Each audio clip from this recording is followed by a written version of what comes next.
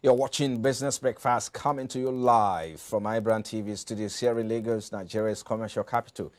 Well, the number of people affected by hunger globally rose to as many as 828 million in 2021, an increase of about 46 million since 2020 and 150 million since the outbreak of the COVID-19 pandemic. This is according to the latest UN State of Food Security and Nutrition 2022 report that the world is moving further away from its goal of ending hunger, food insecurity, and malnutrition in all its forms by 2030. A 2023 edition of the State of Food Security and Nutrition in the World report represents update on the food security and nutrition situation around the world, including the latest estimate of the cost and affordability of a healthy diet. Now, for further analysis, Mr. Sumbo Badajo is a public affairs analyst. He joins us now virtually. Thank you for your time, Mr. Sumbo. Yeah. Well, the number of people affected by these statistics, according to UN, rose as much as 828 million people in 2021. And that's, of course, an increase of 46 million since 2020. And, of course, since the pandemic started, the report shows that about 150 million has also been added to that statistics as well. How disturbing is this report? Talk to us about it. Very disturbing because if you look at that figure, the main reason why it shot up, that's for the report, is the pandemic. Now we have another problem that is at hand, talking about the war in Ukraine, meaning that by the time the evaluation of the effect of the war is done properly, they will have an increase in that figure. Where it becomes a source of concern is the fact that zero hunger is one of the sustainable development goals of the United Nations. And there's a target year of 2030 for that to be achieved. Now we're in 2022, 8 years to come from now. We are supposed to have zero hunger. So how do you now bring that figure, close to 1 billion people globally, down to zero within the period of 8 years? Especially when you still have a security situation, where you still have conflict here and there, where you still have bad weather conditions, climate changes and all of that, that are still very much active. That means governments at all levels, globally, need to really put hands together. Because if you look at the statistics critically, it's actually one region than the other. And Africa being the most affected, followed by the Latin American countries. So these countries incidentally fall below the hemisphere, and of course are more of a tropical region of the world, meaning that they are supposed to have arable land for agricultural purposes, but they are still most affected due to conflict situation, due to bad governance as in all the countries of these regions. And that is why if you had the figures that are being generated from this region together, those are the reason why if you had that to the global average compared to North America, where it's just 2.6%. And even that 2.6%, it is Mexico and the Caribbean countries that will eat that figure, not US and Canada. So these are things that it's like the other part of the world are becoming a burden on the developed countries. And it all borders to bad governance in all these countries because they are not really affected as much as these other advanced nations in terms of global warming and climate change. They still have other arable lands that they can use for agricultural purposes. But most of these nations are still rely on subsistence mode of farming, which is not making them to grow enough food to tackle this hunger problem. So just to be clear, you are saying that the advanced economies are not affected as much as we have in the developing countries? Not as much, because they have advanced. They have developed so many technological means of growing their food. They have what we call genetically modified food items. They have developed they work on seedlings, they work on even some other tuber crops to the extent that they've reduced the gestation period of all these food items to like half. What do I mean by that? We have some crops that the normal gestation period is like between a year to 2 years. Because of the genetically modification that has been done by these advanced countries, all these have been reduced to like 6 months to a year, meaning that within the normal gestation period, they would have had a cycle of 2 harvests. And all these are not really in existence within Africa, for instance. Then other activities taking place in Africa. If you want to pick Nigeria now, let's just use Nigeria as a case study because we are in Nigeria. Look at the way the country is landscaped. Most of the states in the north are the ones that grow food items that supplies to other states in the south and the rest of the country. Now we have in the northeast, Boko Haram. In the northwest, banditry. In the north central, kidnapping is rampant in all of those places, and so many other ethnic, religious, communal clashes put together, which is affecting the farmers mostly. So, and down south, we have lazy government who will not spend much in agriculture. They will rather go and... Yes, let me just come in here. We're going to extensively, delve into that later. But globally, of course, I know you've mentioned the fact that the pandemic also contributed to that increase or the number that we have at the moment. But if you look at that number specifically, apart from the pandemic, what are the other factors that you think were responsible, or for this increase in the number of the people that are hungry at the moment? The conflict is a major issue that has contributed to that.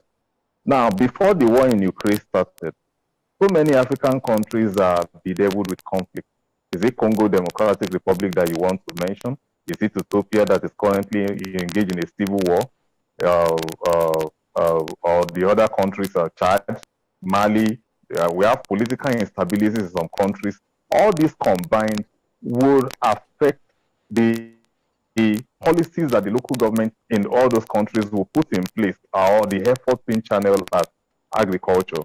Then in the countries along the Sahel and the Maghreb region of Africa, for instance, yes, climate change is there. It's really affecting them because of desertification that is currently affecting those countries.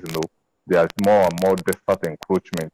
And if you go to countries like Australia, this lack of sufficient rainfall, wildfire is affecting those other countries too. The same thing is applicable to Canada and some parts of the United States. So the only region that you may say is not having wildfire or much effect of conflict will be the European region. And these are countries that do not have enough land for agriculture because they are smaller countries. And only Russia and Ukraine and some other countries within the eastern region of Europe are the ones that are mostly focusing on agriculture. Now, those two countries are at war at the moment, and that is why that region is affected. And the other, the other European countries would do everything because they have the means. They have the means of logistics. They have capital to buy up food supplies from the other regions that could have that is supposed to go around. And that is why we are having problems globally. Apart from just the shortage, when there is reduction in supply, it will push up the price.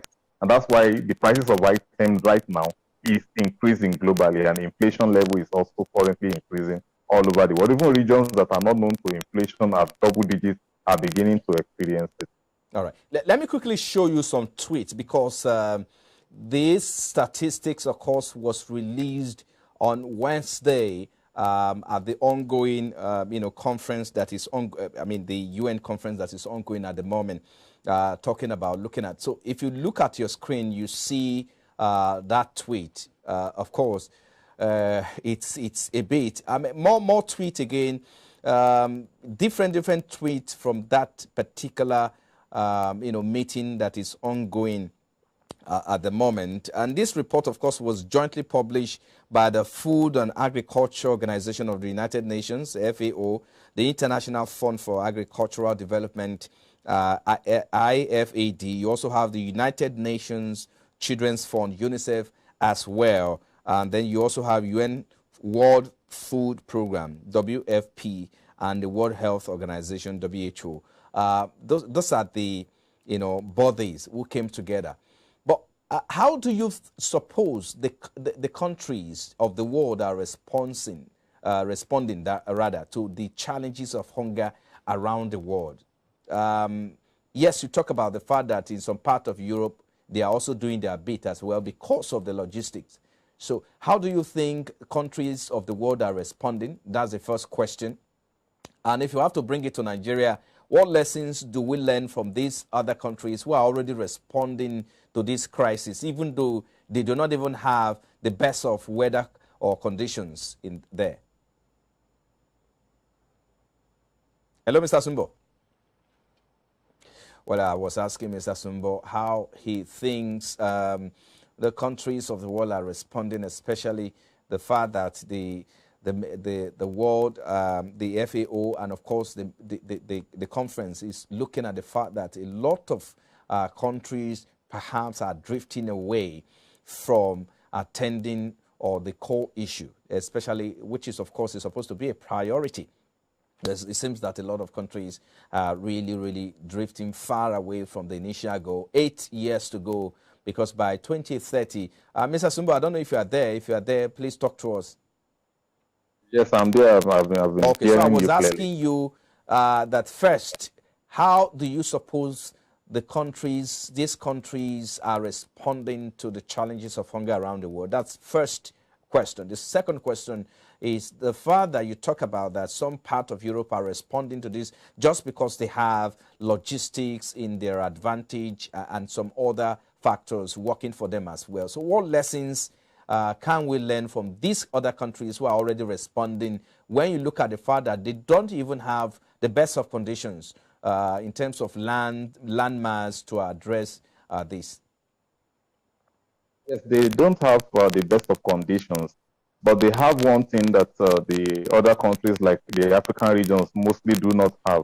They have serious government in place. They have a minimal corruption issue. And of course, they are focused. Now, even at that, they are still having their own challenges. But they've been able to deploy technology. They've been able to, use their wealth to buy up as much surplus as they can. And of course, this is working to their advantage. But for countries like Nigeria and other African regions, the lesson to learn there is that we don't have to wait until there is major problem before we begin to make plans. For instance, most African countries are not taking the SDG goals as serious as they should, thereby slowing down the implementation, or what is called the achievement of those Millennium Development Goals in this region, which zero hunger is part of. Now, in Nigeria, if you want to come back home, countries below the Niger really need to understand that they cannot continue to rely on the north alone for the importation of their food. Arable land is also existing in all of this. The only exception we may have are the oil-producing areas, which oil spillage has affected the farmland. But Southwest have no excuse along that line. For instance, states like Ogun State or your state, Ondo State, up to Ekiti State, cannot be complaining about oil spillage because these are not oil-producing states. But they have arable land for agriculture. Agriculture is on the concurrent legislative list in Nigeria, but the government at the state level are not investing enough. Okay. And agriculture is one of the cheapest things that they can invest in, which would, for instance, Nigeria can be supplying West Africa food, which means that we would, as a country, be contributing to the bringing down of the global figure. That is what I'm trying to say, because we have the potential to actually achieve that. Okay, Mr. Sumbo, I want us to quickly take a break. When we come back, you continue on that thought. The fact that Nigeria has the capacity to even supply the rest of the, the West African countries. But then what is it doing about it? I think we will continue from that thought when we come back from this break. You're still watching Business Breakfast. Please stay with us in a moment.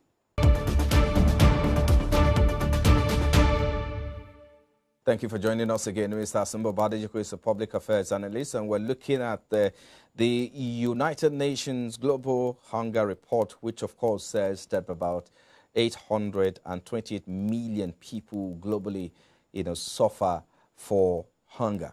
That's what we're looking at, and of course, also assessing that number and the factors responsible for this number. Thank you for joining us, Mr. Badejiko. You were talking just before we went on break. You were trying to highlight the capacity that we can, as a country, Nigeria, can feed the rest of West African countries. Talk to us more about that. Yes, I was trying to say that if we get our acts together, we can grow enough food to not only feed our 200 million population, but also supply West Africa.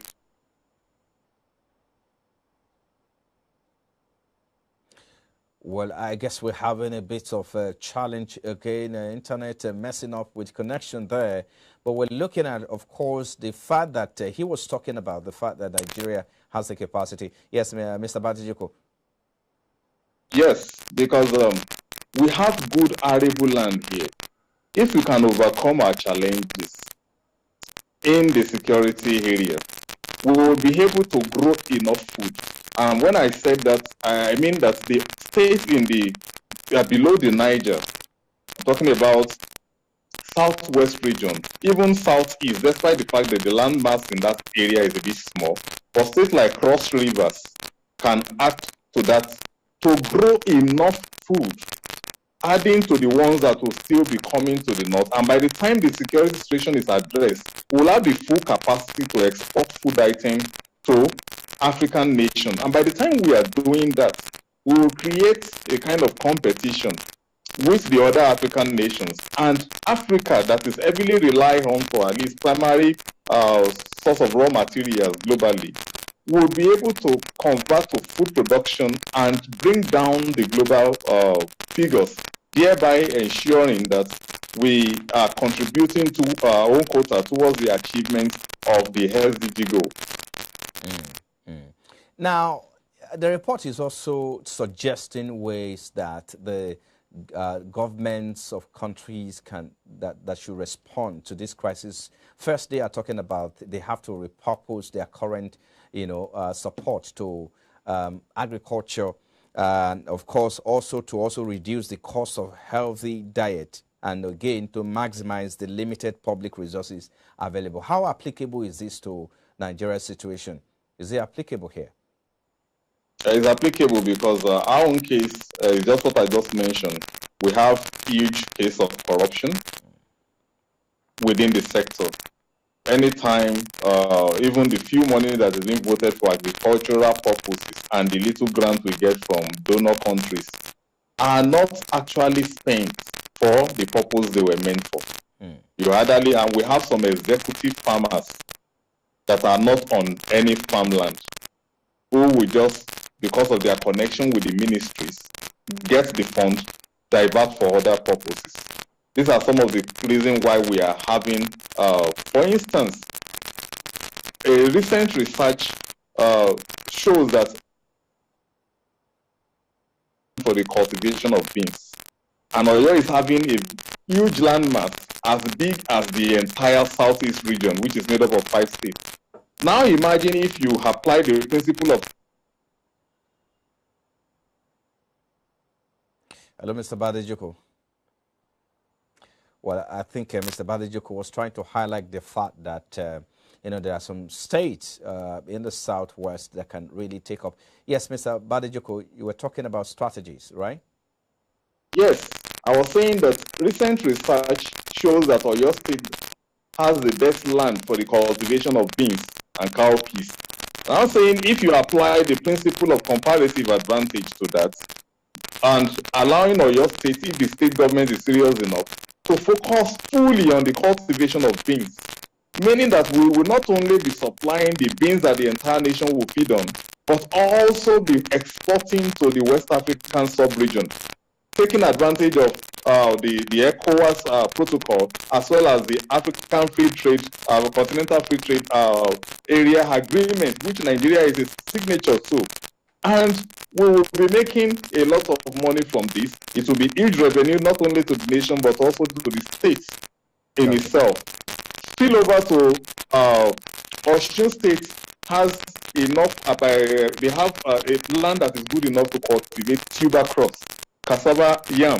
Go to the to Ekiti, also can cultivate yam. If all these states will take agriculture seriously, and agriculture does not involve huge investment like construction of roads that most of these governments are focusing on. And the main reason why they are focusing on construction is still linked to corruption, because that will huge turnover and is not going to help the masses. You cannot continue to make a nation hungry and you expect them to be creative and productive. When they are having food sufficiency, there will be creativity then. Then that is when the other infrastructure that you are trying to put in place can be made to effective use. Right. I think we'll have to wrap it up here. Now, I was going to actually ask you, because you talk about the fact that we have 8 more years to go to achieve, zero hunger by 2030. That's a huge task. If you look at the numbers now at almost 1 billion people in hunger, people who are in hunger. So that's really, really a huge task, isn't it? But we don't have much time to talk more, but we certainly do have you back again. Thank you so much, Mr. Asumbo Badejiko is a public affairs analyst. We appreciate your time on Business Breakfast.